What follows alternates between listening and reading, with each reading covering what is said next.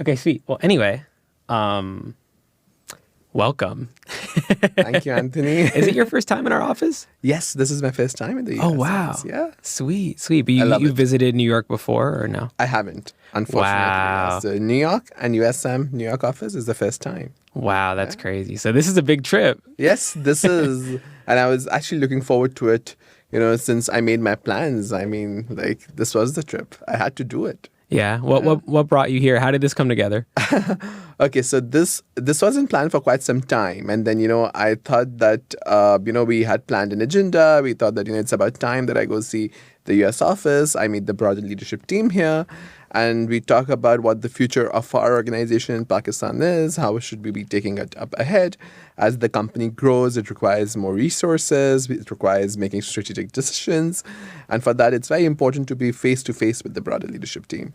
And that brought me here. But I also came up with another thing that, I should be walking around New York and see the fast pace of the city. I mean, it never slows down. Yeah.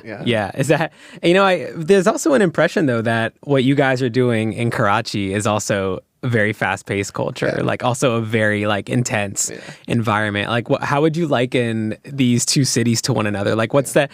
Are you seeing kind of like a parallel between like the USM culture there and here? Yeah, of course it is. I think that the word that I use for the culture is agility, right? So we're super agile when it comes to both the offices. So I was just talking to one of my colleagues yesterday, and we were talking about moving one resource. And then he's like, Bilal, when is the earliest you can move the resource? And the answer was like in a day. So 24 hours. So that's how agile it is. And then, this is a culture that is not only based in the New York office. This is taken down to our Pakistan offices. And it's so agile. Sometimes I wonder, we're slow, but the culture moves on pretty fast. Yeah. So, yeah. I guess let's not get too ahead of ourselves. Yeah. This is Bilal, our general manager. He's leading customer support out of our Karachi office. Yeah. What a pleasure to have you here. Thanks for joining today for this conversation. I'm hoping what we can share with the world is really the backbone of US Mobile and what is quite literally the support, not just for our customers, but also for us. It's like when we're cranking out new products or we're cranking out new videos or tutorial, whatever it may be, it's like this stuff goes live and people are looking to y'all to kind of complete the circle, and if there's any spots in between that are left out, it's on you guys to fulfill this experience for the customer, right? Yeah, absolutely. And I think that our CEO very well says that, the Pakistan office is the back end of this entire organization, the backbone in specific terms. And I think that in Pakistan office, we nearly have more than 300 individuals working with USM. And for us, the priority is very simple, that we have to be customer obsessed, no matter which department we work for, wherever we work, however we work. But at the end of the day, that's the only mentality that we have, that we have to be customer obsessed. Absolutely. Yeah. And and I guess that does come down from Ahmed, the CEO, doesn't it? That it's this is one of the core values. Yeah. And I think that, so in any organization, the culture is built upon by the CEO himself, right? So the vision of the CEO, the way he thinks, the way he works, or the way, she takes through the organization is extremely important. And, that is trickled down. Anyone who works in your organization, it has to think the way a CEO thinks. Yeah, that's interesting you say that because, Ahmed is from Pakistan originally. Yes. Yeah, this is a US-based company with our headquarters here. What have you noticed cross-culturally? Because you're on calls every day, kind of as the liaison between what's going on in America, what's going on over on your side. How do you bridge the gap culturally at the end of the day for the customer who's going to be speaking with your employees? So I think that whether you're working from Pakistan or whether you're working from States or whether you're working from any other part of the world, I think it's very important for you to understand how different cultures operate. Yes, for sure, the people that we hire, they're from the top universities back home. But when they join the company, we take them through a journey. So we take them through a journey on how a customer would like their journey to be with USM, right? So while being a part of that journey, while addressing issues through that journey, and while adapting into the journey and to the company, they realize what it actually is to be a part of USM culture and how is one supposed to address their customers and how is one supposed to treat them like one of their own. Right. So that's how it is for us. I think that with most other wireless carriers, there's this reputation that it's just a really shitty call center with like dingy, like blinking lights and people being like yelled at like they're at gunpoint. And then the experience sucks. Like, I mean, how many times can you say you've called on the phone and just had a really bad experience with customer service with any product or any industry? Like, so when you're curating this environment for success, like with one of our biggest boasts, biggest features is like how much we care. How have you built this office culture? Like, what is it like when someone walks in to start their day? So whenever, I talk to my team back home, I always tell them that here's the world and then here's USM. So like, we treat ourselves very differently. And I think that one key aspect of the culture is employee experience, right? So when an employee walks in, he should feel like, he's in a world of its own. And that world is the world of USM. So when you visit, whenever you get an opportunity to visit the USM office, and I invite everyone, they can certainly come in and see how our office in Karachi looks like. So, there's a theater, we're working on to have a gym, there's a whole recreational facility for all our employees. So there are times when an employee comes in and he doesn't want to go back home, so that's how addictive the office environment is. But we have to ensure that, there's proper work-life balance. Right. And it's not only about, sitting behind the computer and taking chats or addressing calls. It's much more than that. It's like, you're conversing with people. Yeah. And, there are times when people come in and they just want to talk about other stuff than their lines. And, they have long conversations with our agents and, just talk about life. So that's how it is. I mean, it's like both of us talking daily. That's what it's all about USM. You have to be yourself and you just have to be there for the one who's talking to you. So you think that that's the difference? Like the difference is like by creating this more beautiful environment, by encouraging humanity. Absolutely. It kind of empowers them to pass along some of that humanity to the customer, right? Yeah, and most importantly, to be yourself and to be simple.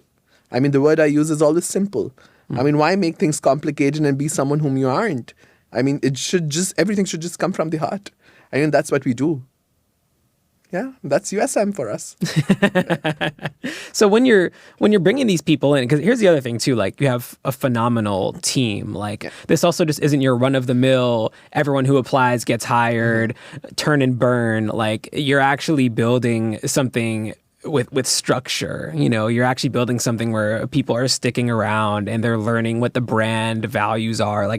Where are you sourcing this talent from? When USM started early back in Karachi, early, late 2000, late 20s, what happened was, it started off with very young, fresh brains.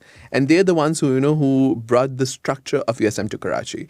Even if you see right now, the average age back home is 25, 26 of people, and they're at good leadership positions. So, how it happens is that when we source these candidates, they come in from the top tier universities around Pakistan and from the globe. So, if you have international students coming back home, they always have an opportunity to be part of our company. And it's not they just put in an application and they get in. They have to go through a rigorous process of screening and interviews before they come in. And when they become a part of the USM, then they have to go for 1 month of a boot camp training where they not only know about the product, but they also know the aesthetics of the company. And what are our core competencies, something like being resourceful, something like being flexible, to be obsessed with your customer and stuff like that.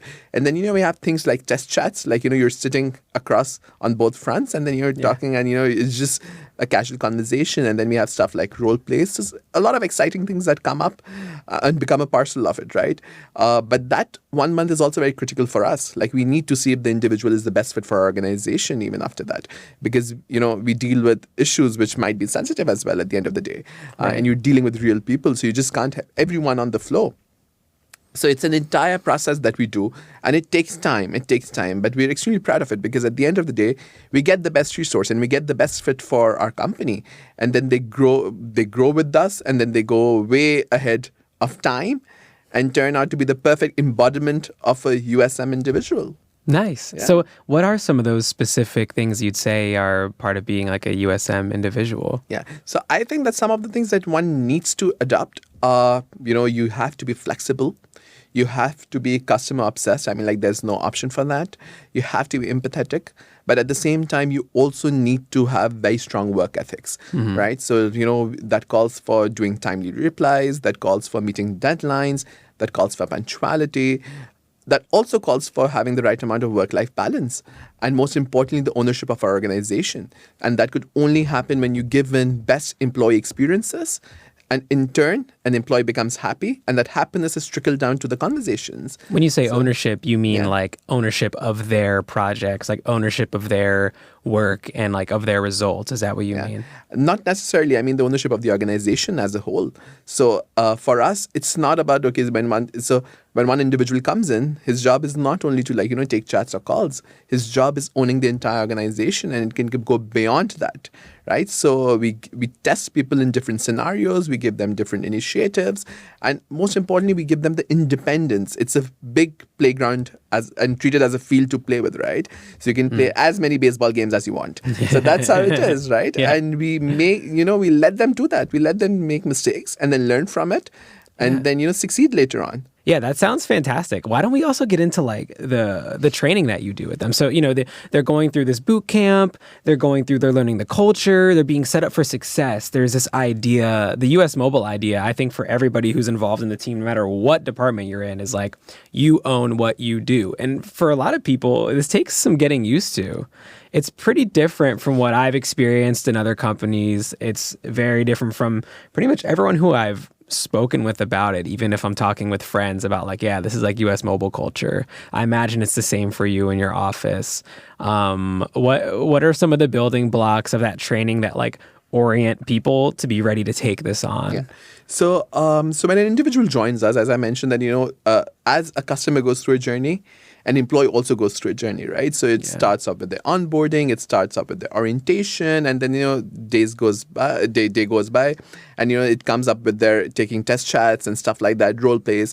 But most importantly, I think that when we hire someone, we hire with a mindset that we don't want to let the person go, and it's our investment whom we want to grow within the different levels of the company. So even when the time comes when a person faces possibly a time when he may not be getting along, or he may not just be adjusting into the environment, then we have other programs like performance improvement plans, or they go for a second training batch. So that's what I'm saying, that at USM, I call USM a beautiful chaos. So there's nothing goes by the book, right? So there is a process, and everyone knows what the process is. But the process is based on the individual itself. You talk about treating every individual differently. That's how we treat every employee. So, there might be a thing where an employee might excel at something, but, may not excel at another thing. So that's fine. I mean, as an organization, it's our job to give them the right spectrum. It's our job to, fit the person at the right place, what he really wants to excel in. So that's how it is, and that's how we train. So, we start off with the product training, then we move towards troubleshooting, then we talk more about organization. And over the span, the ideology is for the person to get used to and comfortable to the organization that they're working for. And that's how they make a home. So it's never, I like that. How they make a home. It never feels like a foreign thing. It never feels like there's this unreasonable demand or some kind of like unreasonable pressure. It sounds like you're creating an environment where it's like safe and it's comfortable. And like with that being a home, we're able to treat those customers like family, right? That's the thing I've always felt. Even if there's been times where I'm like doing a tutorial video and I'm like, hold on, my phone has too many lines on it. Like I'm being flagged. They think my phone is stolen, and I reach out and it's just like so easy, so quick, so kind, like incredible. Yeah, and I would like to add on over here is that, we also have an alumni community. So people who generally leave USM, after a certain time, or, when they manage to find better opportunities elsewhere, they're very well in touch with the company. And there are Really? days when they just end up at our office and they're like, okay, we want to work from here. So Wow, that's so nice. So the doors are open the doors to are alumni. open. You once have that label of being a part of our community, you're always there. That's fantastic. And the office is so beautiful. Yeah. I'm a little jealous, I'm not going to lie. I mean, the videos I've seen, I'm like, wow, it's so nice.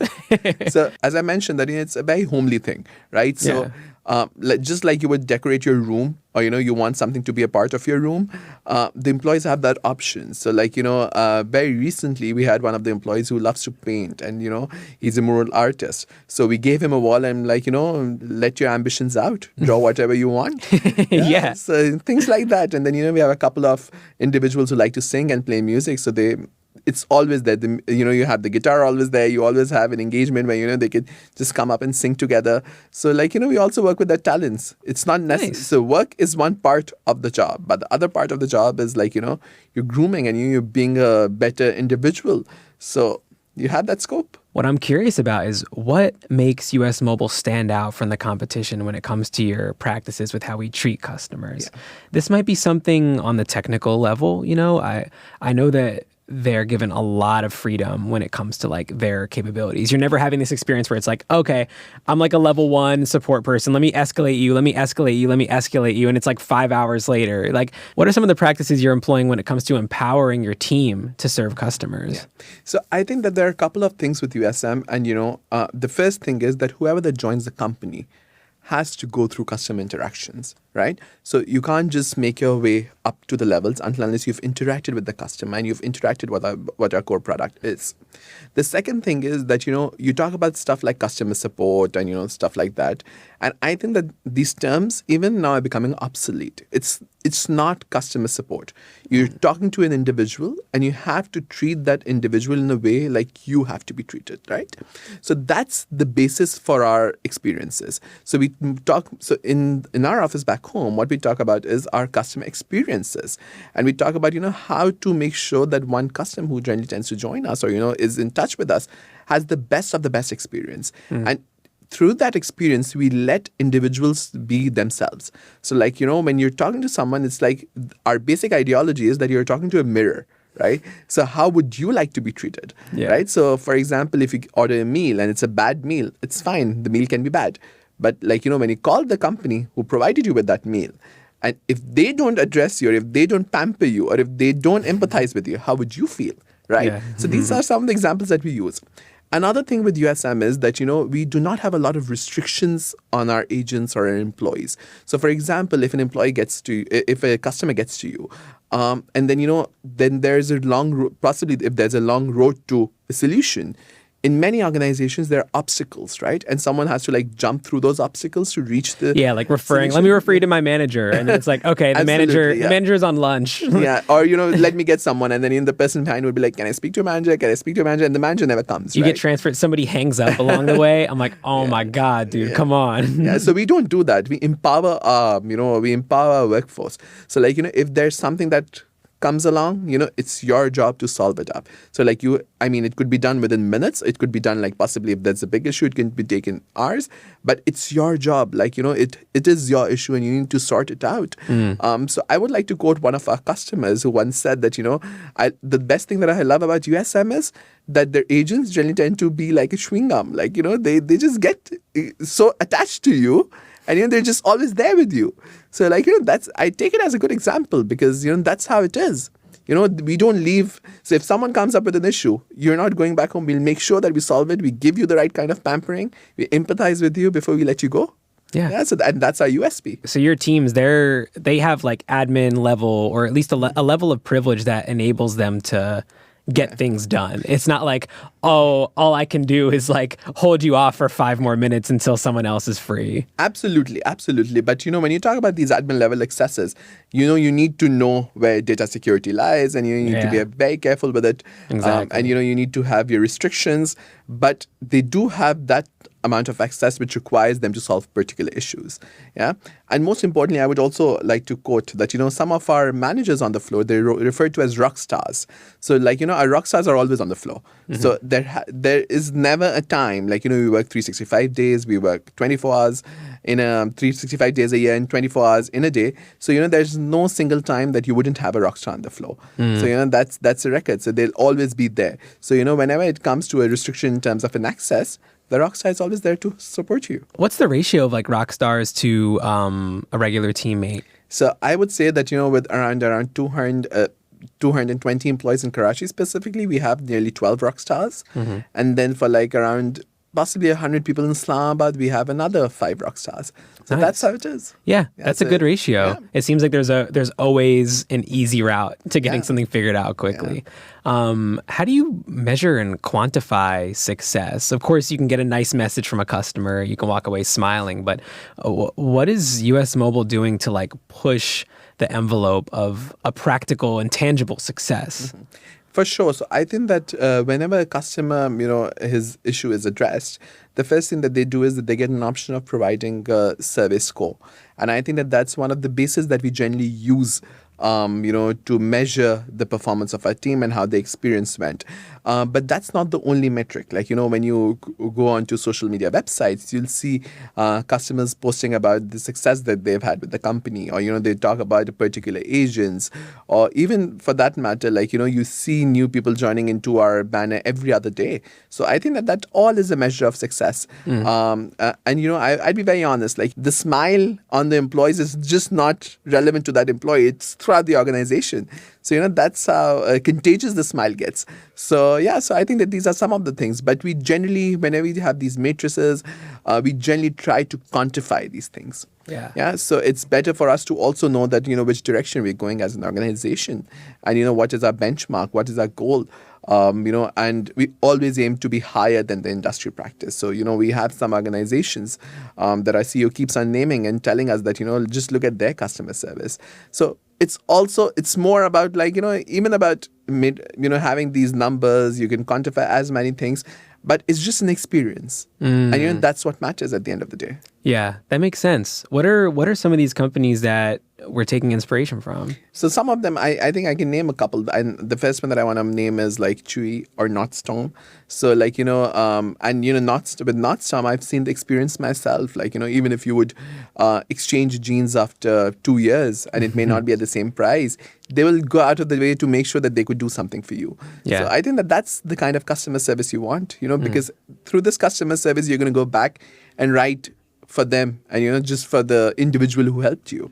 So that's the kind of customer service everyone expects. And I'm sure one of the other inspirational factors to providing this experience are like the perks. I mean, you've mentioned how great the office is. You've mentioned kind of like the foundation work. But when it comes to people excelling and they are doing a great job, how do you build a culture around like chasing success? What's in it for people to go to the next level? So I think that the best part about USM is that we always keep on thinking how to make it bigger and better. Right? And that's the mentality that every individual has. And, one of the best things about us is that we have a very thorough reward system. So like, if you manage success or, so what we generally do is, and just to go in a bit more detail, that is that, every month we review chats of our employees and we see like, to an extent we go through around review 36 to 40 chats of each individual. And then we have a list of metrics that we follow to measure, how the interactions went. And, the ones who excel at it, they have a perk in terms of a reward.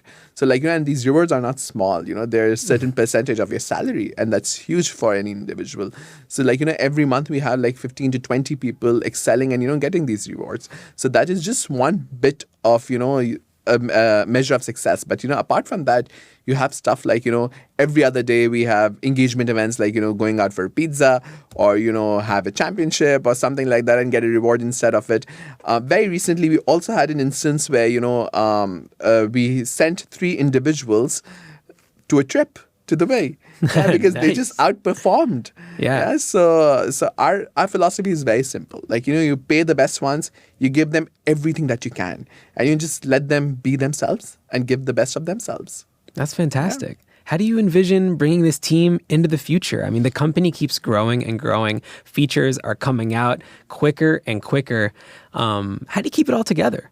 So again, going back to my first, the first sentence I said, be simple and be yourself. And most importantly, I think that, when you start treating a place like your home, you build an inclusive environment, a diverse environment where, and I think that one thing which I always flaunt is that we have a high amount of young female leadership that includes as managers, as senior managers, and, including male leadership. We're open to any culture. We're open to anyone who would like to be a part of it. There's no discrimination of any sort.